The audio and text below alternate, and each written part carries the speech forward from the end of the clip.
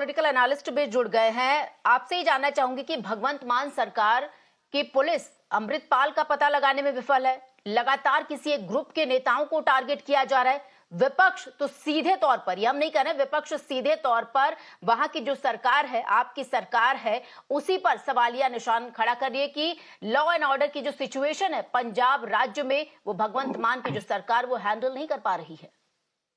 नहीं, देखिए, ऐसा नहीं है। जो भी चुनी हुई सरकार होती है वो अपने राज्य के अंदर शांति बनाए रखने के लिए हर प्रयास करती है।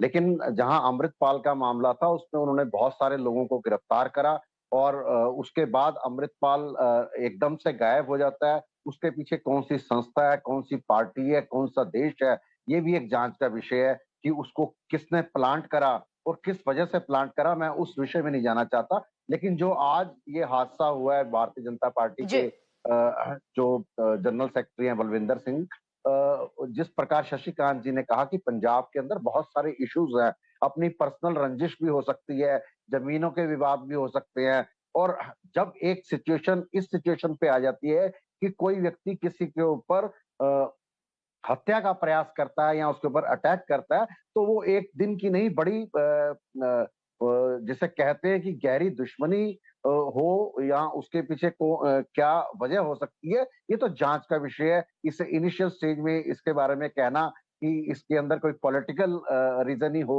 ऐसा जरूरी नहीं है। लेकिन जांच करने के बाद जो सामने आएगा, और वहाँ के एसएसपी जो रूरल के सतेंद्र सिंह हैं, उन्होंने कहा है कि भी हम इसके ऊपर एक्शन लेंगे और जिसने भी ये अटैक करा उसको सख्त से सख्त सजा देंगे और वो बच नहीं पाएगा। और इसका मतलब वहां की जो पुलिस है वो पूरी तरह से मुस्तैद है। और इस तरह के हादसे हो जाते हैं। अभी आपने देखा यूपी के अंदर पुलिस कस्टडी के अंदर अतीक अहमद और उसके भाई को गोली मार दी गई। तो इस तरह को किसी जी बिल्कुल सेठी जी, सरकार जिस को तरीके टारगेट से कर। आप अमृतपाल पर नहीं जाना चाह रहे हैं, उसी तरीके से मैं आपको यूपी भी नहीं जाने दूंगी। सेठी जी, जिस तरीके से आप अमृतपाल पर नहीं जाना चाह रहे हैं, आपको यूपी मैंने नहीं जाने बोला दूंगी। पंजाब में ही आप स्टिक रहिए। और मैं आपसे यही सवाल पूछूं कि चाहे बात आपसी रंजिश की हो, चाहे कुछ भी हो, एक किसी राज्य में पुलिस की एक व्यवस्था की जाती है। सिर्फ यही नहीं कि आतंकवादी घुसकर गोली मारेंगे तभी हमारी पुलिस सुरक्षा करेगी। अगर बदमाश हैं, लुटेरे हैं, तो उनसे सुरक्षा की जिम्मेदारी भी पुलिस की है। और ये कोई पहला मामला नहीं है। एसपी ने जो भी कुछ कहा, 2016 की बात ले लीजिए, 2017 की बात ले लीजिए, गिल की बात तो अभी हुई है।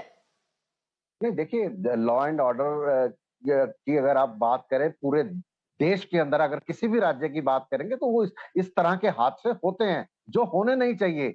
पुलिस पूरी तरह से मुस्तैद है, अगर लेकिन कोई हादसा हो जाता है तो उसकी जांच होती है, उसको अपराधी को पकड़कर उसको सजा दी जाती है और इस बात का करा जाता है कि आगे से ऐसा हादसा ना हो।